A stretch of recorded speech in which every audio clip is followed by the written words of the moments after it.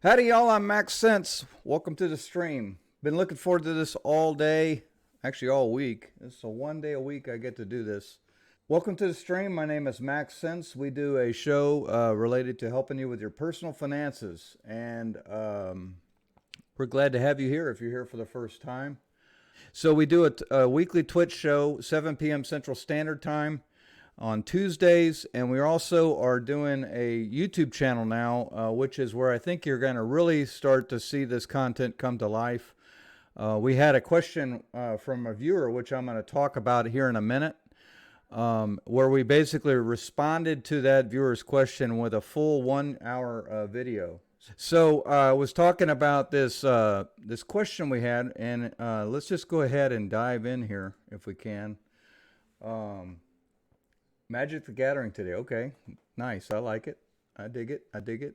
So we had a question from a viewer. Actually, a viewer was asking about their son. So the question was basically related to the viewer. We're calling him FK. His son K has a dream to move up to Washington State from his current state of Arkansas. And the question was basically posed, how is it that that he can help his son see real world what that looks like in terms of dollars and cents, and help him ultimately to realize his goals. So the question was basically related to this streamer, or more specifically, a streamer's son trying to move to the state of Washington. So we made a video in response to that question, and so the one thing I want to bring up here is that the viewers, have been invited to ask your questions so we can answer those online. And if I could real quickly here, I want to open up that spreadsheet that we did in the previous episode, the episode which we dubbed "Get Out of My Parents' Home." And basically, the way these models work, and this particular model works, is that he has a starting situation where he's making an hourly wage and working a certain number of hours. He gets taxed like everybody else, and then he's got to move, or he's got to drive a certain number of miles over a course of several days, pay for gas and food and hotels, and then ultimately he gets to this state, most likely without a job for a couple months. He's got to pay rent, he's got to pay food costs, and all these other things. And so this thing helps him determine, for starters, right here in yellow, what month he will be saved up for his move, which is his big day. But more importantly, when he gets to the back here, and he sees his overall cash balance here, in his particular case, he gets to Washington and he survives for the first 6 months or so, but then he's cash flow negative. And he's got a little hurdle to overcome here, where he actually needs to save a little longer in order to get where he wants to be. But because of the way we set these models up, he can come here as an example. This was a rule we imposed whereby he was not going to move until he had saved up 6 months worth of expenses. And now we can change this to say 12 months. Okay, he's still going to move, but at a later date. And then when he gets there, he's going to have more money in his pocket. You can see that right here. And although he is in a deficit for the first part of his time in Washington State, he eventually gets his job. He's back in the plus, cash flow positive, as I like to say. And he's on his feet and he's successful. So what this will enable him to do is look at different scenarios. What if I make an extra dollar per hour? What if I don't make the number of hours I want to make? And all these kinds of scenarios, to where he avoids the worst possible scenario whereby he gets to Washington and then he fails and ultimately has to go back home, which is, I'm sure, the last thing he wants to do. So that's how this works. And we're going to get into a similar model today, a much simpler one, but you get an idea what the streams are like. So if you all have a question, we'll maybe put together a YouTube video just for you, like we did for Kay out in Arkansas. All right, so we did have a new question this week, and this is timely, this particular question. So G, we'll call him, asks, what are your thoughts on a system like the envelope system that Dave Ramsey teaches in his Financial Peace course? A lot of the stuff he says makes sense, but in a world where we rarely use cash, and with prices being as high as they are, a physical envelope system just doesn't seem realistic to me. And we are going to get into this question, but the long and short of it is that I agree with you. The envelope system is not realistic. Me personally, I rarely, if ever, carry cash. And I prefer not to do business with people that require me to use cash. I like to do Venmo and these kinds of things. So I agree that this doesn't work. Outside of that, to talk in a more general sense, my general financial philosophy is this. I'm trying to eventually get to a point where I educate people about the idea of financial freedom. And what do I mean by that? What I mean by that is you reach a point in your personal finances where you have done a good job of eliminating or reducing debt. You've done a good job at reducing expenses, and you have maximized your income in your day job. But beyond that, you have used other working capital to create or generate passive income. And this could be something as simple as owning a house and having a roommate. It could be you choose to invest in the market. You could invest in bonds. There's any number of ways you can create passive income. But the goal, the ultimate goal, is to get to a point where your passive income, money that you earn in your sleep, exceeds what your monthly expenses are. And by virtue of that, you no longer need to work for wage paying work. And I know we've got a couple streamers in here that would jump at the opportunity to stream for a living, but I'm talking about you can stream and you can love to stream and make money streaming, but I'm talking about a stream of income that completely replaces the need to worry about working a day job. That's what we're talking about here. So with that in mind, the way I view this kind of logic here as it relates to budgeting in a more manual sense, where I physically have buckets of money and I manage my finances that way, I like to think in a different way, and that is this. Every decision to spend is a conscious choice to delay your financial freedom. Okay, that could be something as simple as a Starbucks coffee. That could be the big 4K 60-inch TV screen you've had your eye on. It could be a new computer. It could be a brand new truck with the lift kit and the whole 9 yards. It doesn't matter. But the point is, every decision to spend is a choice to delay your freedom. So that's where I'm at as it relates to budget. You don't need a budget. You don't need envelopes.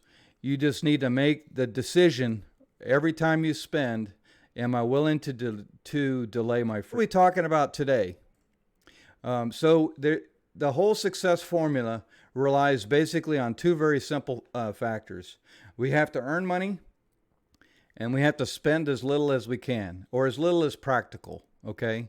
And I'm not, just so we're clear, I'm not proposing that we deprive ourselves of the little things in life. If you want to go get a Starbucks coffee once a week or once a day, hey, that's okay. I'm not advocating that you have to eat beanie weenies and ramen noodles for the rest of your life. What I'm saying is we need to know, first of all, what our expenses are, and do the best we can to manage those so that we're ultimately saving money and building up towards our goal of being financially free. All right, so we're going to start with some. These are straight out of the U.S. Bureau of Labor and Statistics. These are government published data that you can find by doing a Google search, and this is typical expenses for a typical American, based on the report that they issued in 2018, presumably at the end of the year. So what they say is the average income is $78,000. All right, so everybody's making $78,000, right? That average seemed crazy high to me, but that's what they claim is the average income. And this may be for a household, maybe, but that seems like ludicrous high. Yeah, I'm with you, Palace. I wish. So maybe this is a household income, average household income, but that's not too important for what we're doing today. And then in the report, it breaks down these major buckets, if you will, of places where we spend money. and starts off, and by the way, I've sorted these based on the highest one, and I've done that for a reason, which I'll tell you in a minute. Starting with a housing expense, then you have your transportation, you got food. Cash contributions are generally things like charitable donations and maybe also contributions to things like savings accounts and things like that. We've got insurance and 401k kind of stuff, healthcare insurance and healthcare costs, entertainment, and on and on and on. Okay? And so what they show me in that report is if I add all this up, I'm spending $67,000. Okay, so my question right off the bat, let's see who's paying attention here. My question right off the bat is if they're accounting for all the expenses for the average American, why is there even a difference between the 78 and the 67? And I'll give you a hint. It's because they didn't put something right here. It's the second largest expense that the average American has. I'll give you one more hint. This income here, this is your gross income. Okay, what this is right here. Oh, he got it. Palace for the win. Let's see. I gotta do a sound. Let's see. There you go. Yay! All right, taxes. All right, so conveniently, because this is government data published by the government, they just omit this major expense we call taxes. All right, and so what I'm going to do here real quick is I'm going to figure out what the difference of these two numbers is. And by the way, I think this value is kind of low. So according to this, 11,348 is what it would be to what the taxes amount would be. And now when I add this up, it now adds up to 100%, and it didn't before. Crystal says it's taxation, otherwise known as theft. I love it. All right, so Crystal, we're talking about expenses, and ultimately what we're going to do is give you some input on how you can improve your personal financial situation. All right, so what I want to do, if I could, Chad, is I want to copy this for format, and then I'm going to create a column here, and we're going to call this monthly expense. And all we're going to do is we're going to divide that annual cost by 12 so we can take a look at this on a monthly basis, which is how most of us view this stuff, and get a sense of how realistic this is. By the way, I think for most people, unless you have a pretty unique situation, I think when you include your Medicare, your withholding, your Social Security, all those things, your minimum 20%, maybe 25%. And the marginal rate is probably typically 25 to 30%. I don't know what your individual experiences are, but I think that this number is low. So I don't know why that is, but just throw that out there. All right, so let's talk for a minute about how reasonable these things are. So for the average American, $1,600 for housing, that seems reasonable when you consider that probably the average American has a 2 or 3 bedroom house with some utility costs and things like that. Transportation, I'm assuming this would include the auto loan or car payment. It would include gas costs, insurance costs, and things like that. While I'm sure there's some people in chat that pay a little less than that, I think that that's a reasonable amount. Food for a household, I'm going to say that's probably on par. And I don't really know what this cash contributions is meant to contain, but that's okay. And then we have some other items further down here. But what I'm going to advocate to you is in a minute here is that these top big ticket expenses are the ones that we need to focus on. In other words, we're not going to fast track our success to financial freedom by eliminating our $3 coffee at Starbucks. We're going to have the biggest impact by doing some bigger things, some of which may seem a little like crazy, but be open to the idea that we can do this and hear me out. Okay, so Palace says taxes when self-employed and making less than 75K is around 37%. I tend to agree, especially if you're self-employed and not a W-2 wage earner. And by the way, I'm not a CPA, I'm not an accountant. Just kind of throwing out some general thoughts and ideas. You should independently verify what is or isn't the case as it relates to taxes with your tax advisor. Okay, so what's the strategy? It's pretty simple. first and foremost, you have to know what your expenses are. That it starts by knowing where you stand. We're going to focus on our larger expenses, eliminate some unnecessary expenses.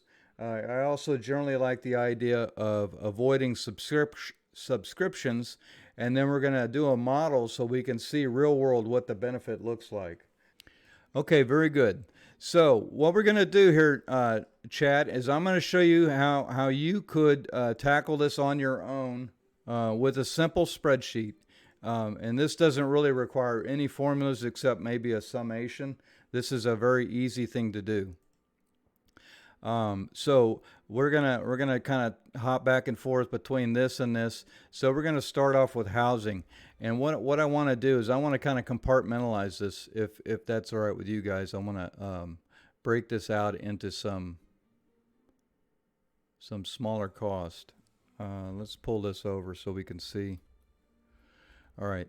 So what I'm going to do is I'm going to assume that we're talking about a renter, not a homeowner. But I'm going to say here we have rent.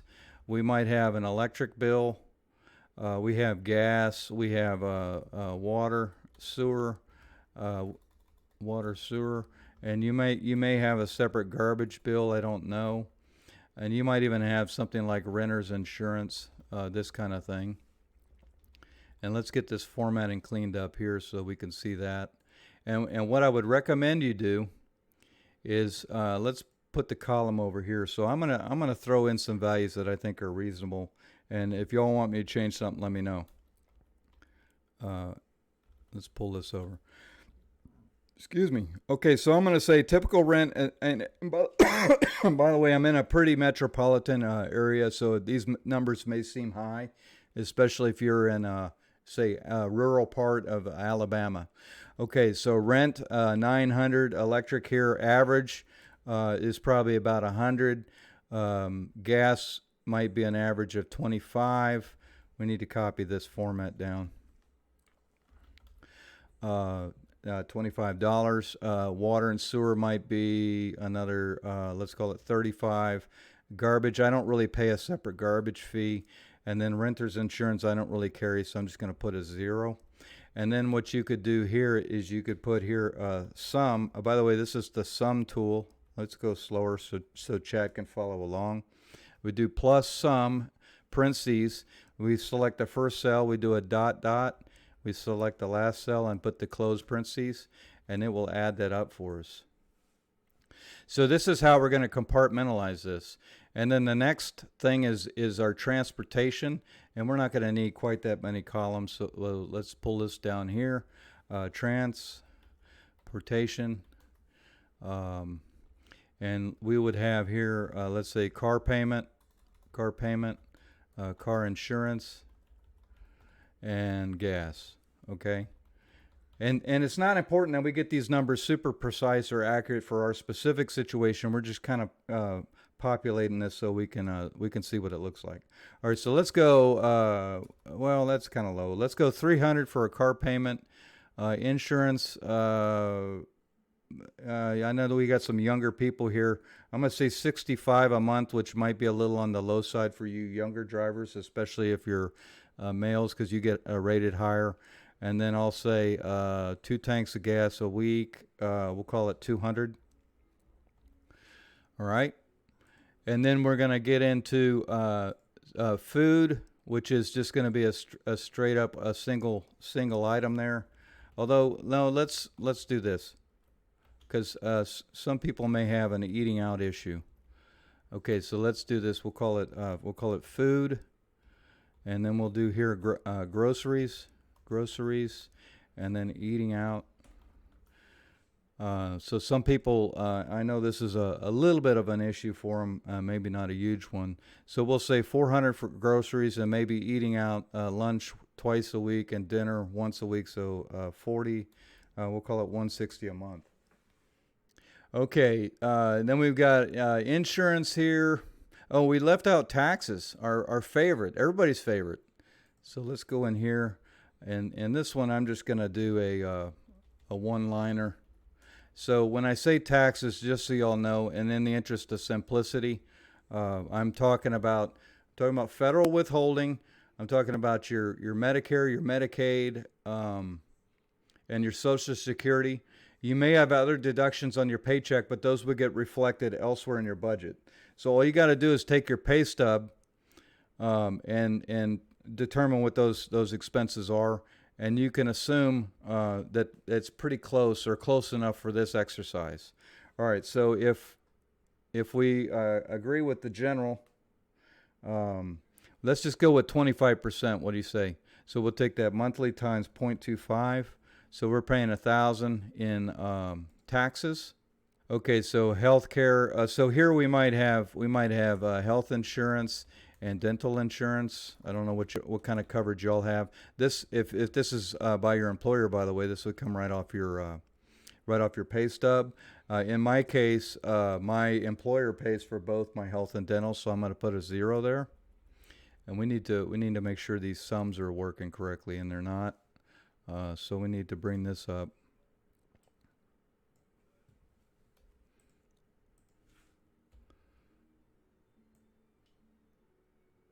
Okay, so this would go on and on, Chad, and I'm not going to take this through all the way to the bottom here.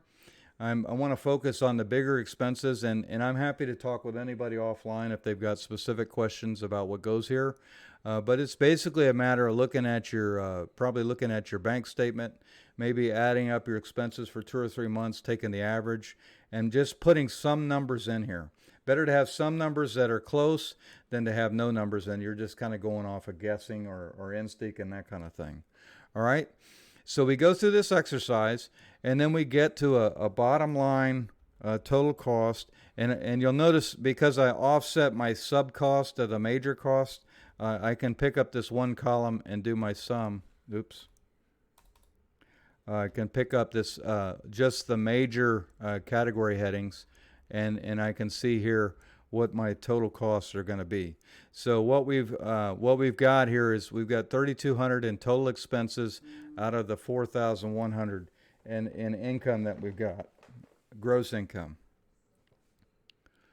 Okay, so let's come down here. Let's copy this down. And this may seem kind of basic, but I'm going to show you why setting this up in a spreadsheet is going to be a big deal for us. All right, so our total expenses, and then we have a monthly savings. Okay, and we can take that monthly income minus the expense, and we have $930 in the plus. Okay, so if, as an example, my taxes were actually, I'm not going to change that one. I'm going to change this because it's easy to fix. If I was paying $3,000 in rent, I'm $1,100 in the hole. Cash flow negative, as we like to say. This is not where we want to be. Okay. All right, but every time we update one number in this spreadsheet, it recomputes everything, adds it all up for us, and we see what the new answer is. Okay, so the question is, what would our proposed expenses be if this is where we are currently? What could we do to kind of fix the status quo? So what I'm going to do is I'm going to snatch all this up, and I'm going to paste that here. And my column headings are not going to copy, so let's do that real quick. Copy, and it's not my intent to lose you in the weeds on the on what I'm doing in terms of the specifics of the spreadsheet. So if I do something too quick, let me know, and I'll fix it for you. Okay, why did that? Oh, I know what's going on.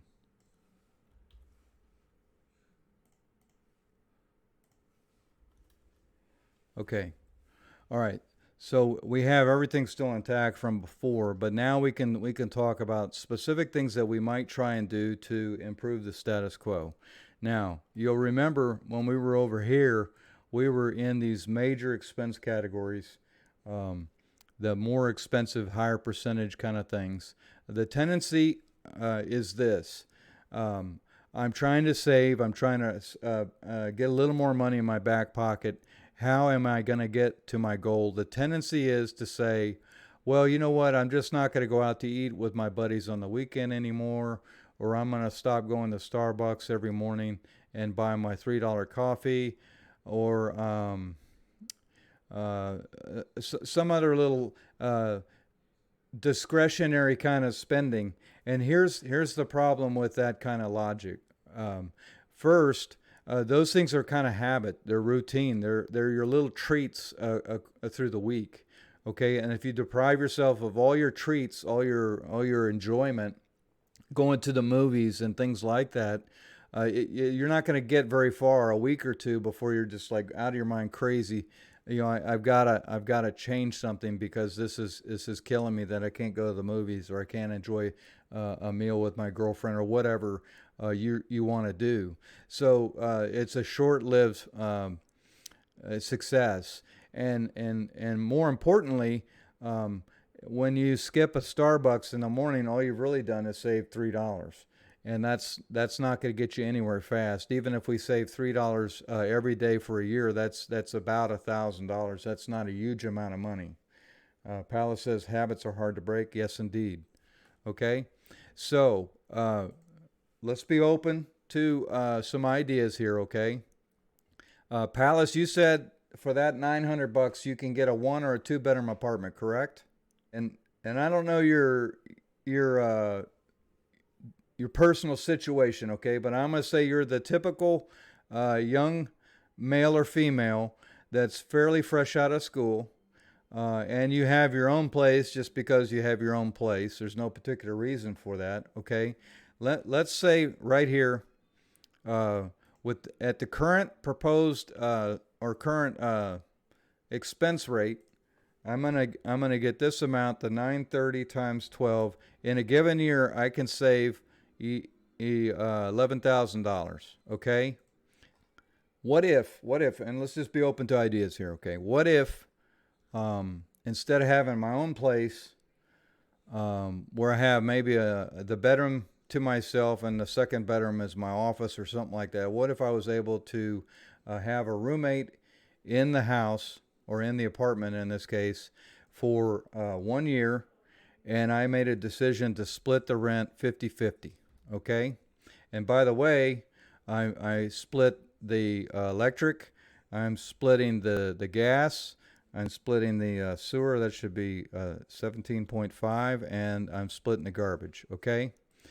Now, what that one change, anybody want to guess? We were at 11,100. What do you think that one change did for our year's worth of savings? Okay. So we have this amount monthly saved times 12. Okay? We have picked up, let's just go ahead and add it. We take this minus this. We picked up another $6,000 by doing that. To say it another way,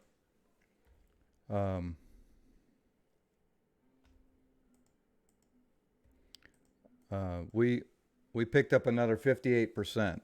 Okay, this is where we make big differences in our bottom line. Okay, now Palace said something about a new truck that he bought last year, and just so we're clear, Palace, I'm not proposing you run out and sell your truck, but I'm going to say, what if that truck you bought, we'll just assume it's this amount here. Well, if you bought a new truck, it was probably more than $300. But we'll just say it was a nice truck for $300. But what if instead you had bought a used truck? Same truck, maybe 3 or 4 years old, with I don't know, 50,000 miles on it. And instead of paying the 300, we paid 150, and presumably we'd have a little bit of an improvement with our insurance as well. So now here we picked up some additional amount. Let's see, did I copy that before? I did not. All right, so I gotta undo that real quick, chat, so I can remember where we were.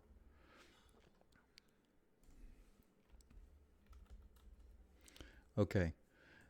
So now what did we say here? We were here 150 and then $50.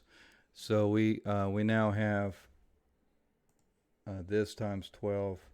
So we just picked up another 2 grand, correct?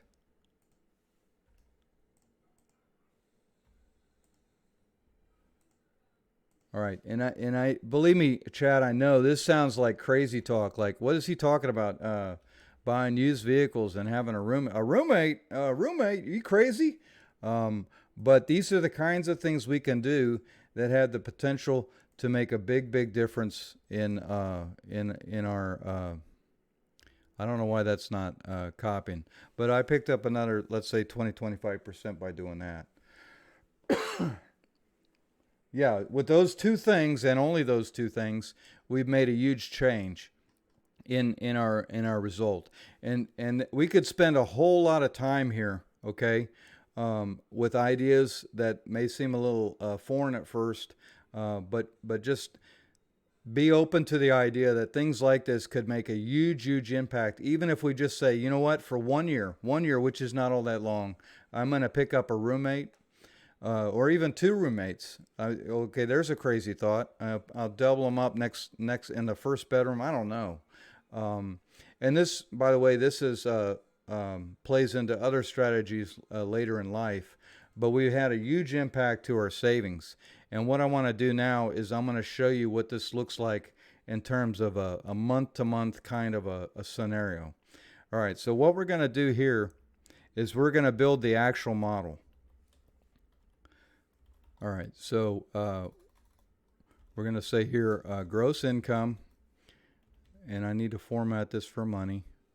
And what I'm going to do is we're going to call this the what are we going to call this? We're going to call this the now scenario.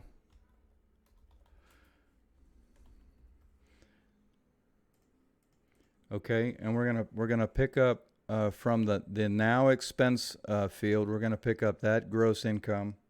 This is monthly because this table is going to be monthly. Okay.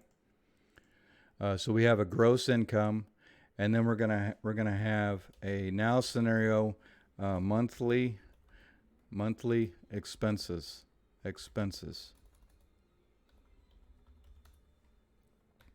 And we're going to pick that up also from the now, which is right here.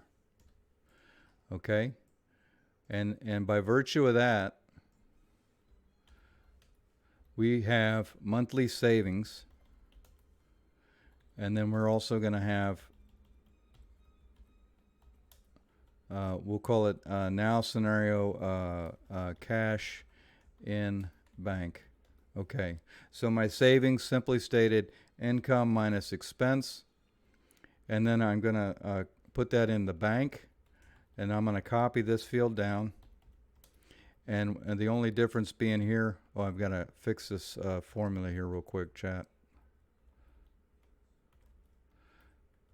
Okay, so the only difference here is I'm going to change here. I want to do a cumulative bank balance. Okay, so I take the $930 I saved the first month, I take the $930 from the second month, I add it up, and now I have $1,800 after 2 months. Okay, so now all I have to do is copy this down. All right. And so with this scenario, we'll say 2 years later, which would be month 10 of 2021. After 2 years, with the now scenario, we have 23,000. All right, so 10 of 21. After 2 years, we have saved $23,000, which we can all agree. Hey, I'm down with that. That seems like a great amount of money. Okay, now we have this we'll call this proposed scenario. All right, so now we're gonna get it off of this other sheet here. We still have the income, and we're going to have the monthly expenses, which is this. No, this. Did I pick that off the wrong column before?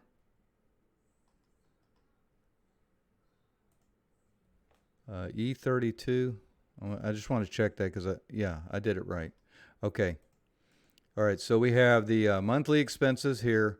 We have our savings, which is still that amount. We have this, which is still correct, and that should be that's good. The only thing I have to do is I have to fix this this so when I copy it down, it doesn't break. All right, so we still have the income, we still have the expenses, we still have the savings. We add this plus this, we get the 3260.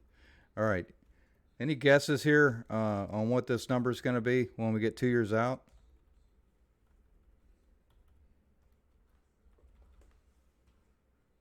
So we said 1021. All right, so on the old plan, $23,250. Okay. On the new plan, $40,750. Okay.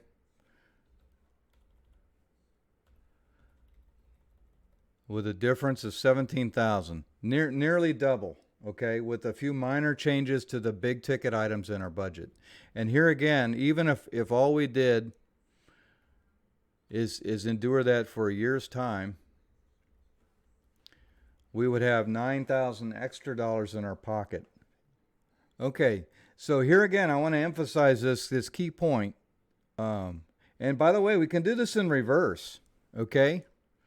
So Palace, I know you just bought a new car, okay? But let's rewind. Let's say we're 2 years ago and you're driving, I don't know, the dumpy Sentra that mom and dad bought you when you went to college, and you're paying the rest of that car payment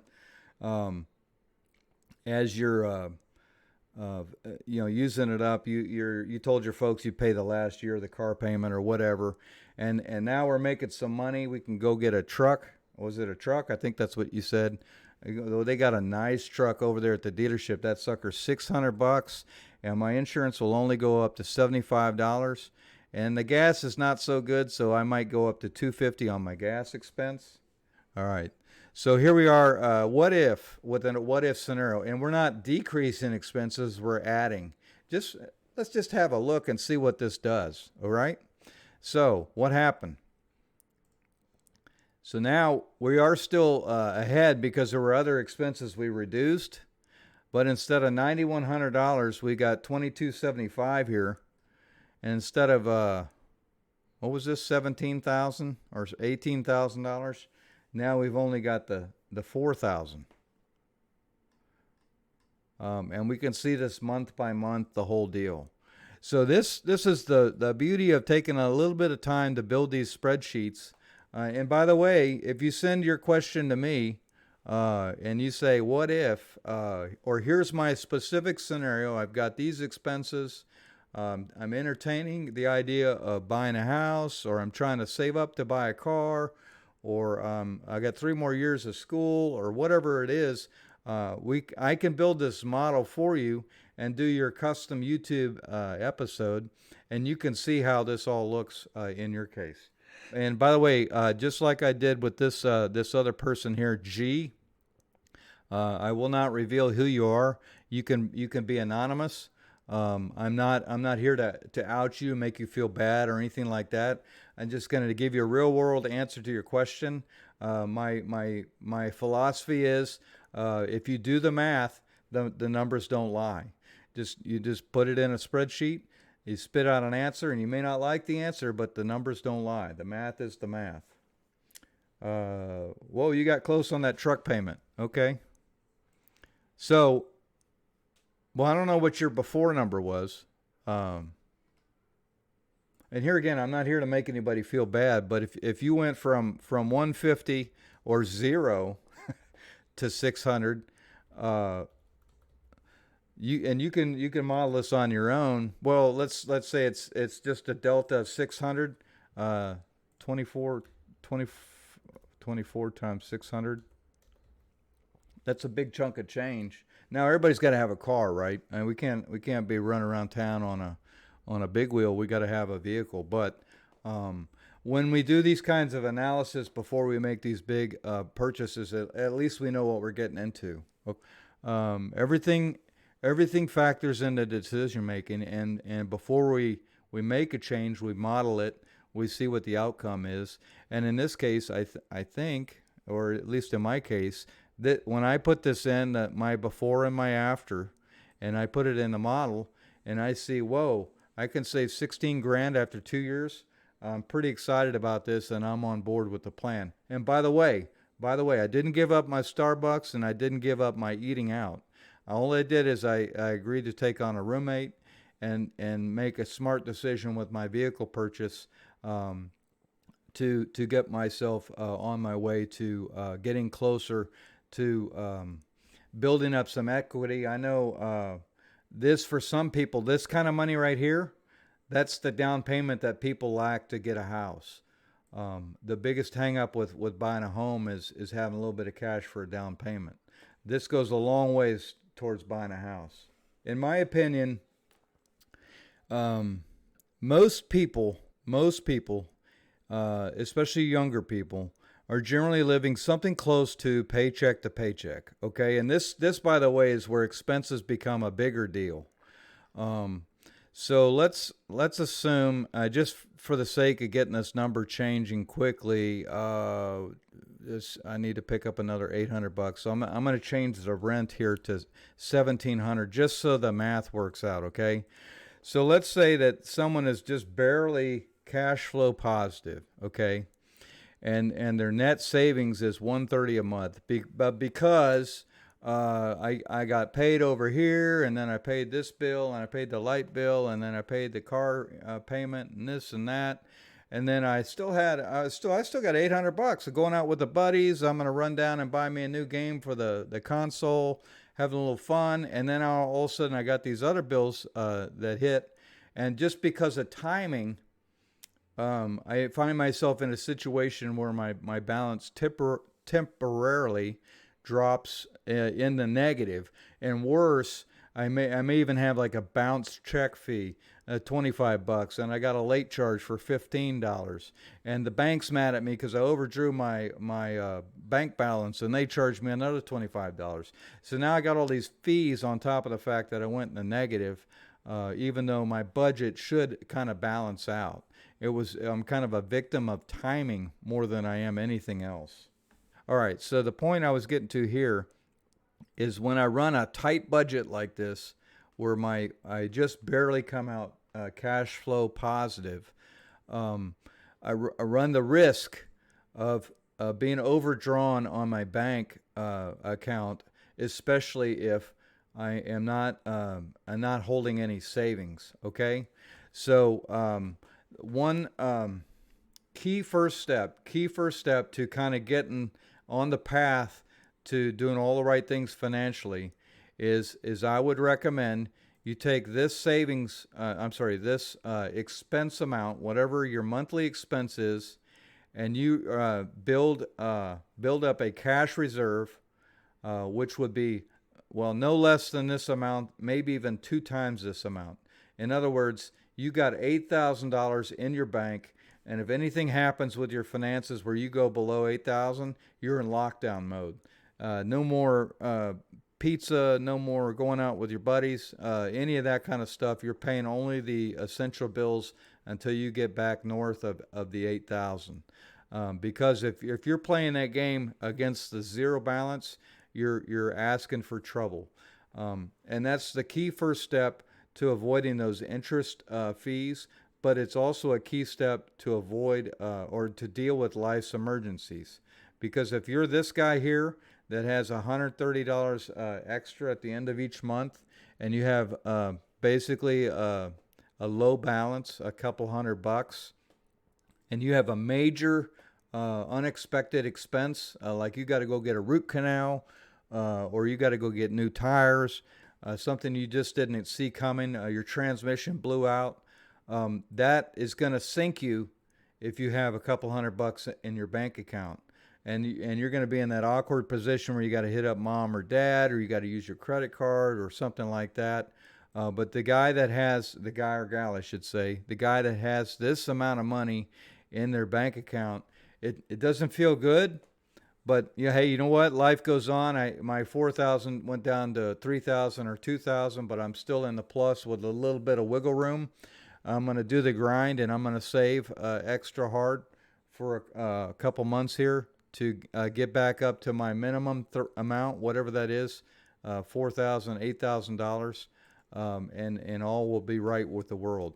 And here again, I think the key is you have no less than a month's worth of expenses in your bank account at any given time.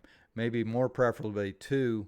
And then there's another key step, which is the step where you have this amount here times 12. And I'm going to get into some logic as to why that's advantageous to do, especially for those people that aspire to be a full-time streamer. Okay. So did I get? Let's see. Did I get Palace's question? I think I did. Assume you want to. Yes. You name it. Ask any question you want. We will get it answered for you. We are here to help. We are looking forward to what questions come next, because I'm really excited about the YouTube channel. If you haven't gone by to check that out, I encourage you to do that. Okay, so we need to run back over here. We need to get a few things done. First off, thanks for coming by. I've got the Twitter channel up there in the top left corner, @SenseMax. I've also got an Instagram that's more so personal. Get an insight into what's going on in my life outside of Twitch and YouTube. That's @Max_Sense. And then the YouTube channel, I need to drop that up on this screen, but that's in my panels down at the bottom. We're going to set up for a raid now. Y'all hold tight. We're going to drop a raid on the True Gaming channel. So y'all let them know that that Max sent you by, and y'all have an amazing week, and hold tight for that raid.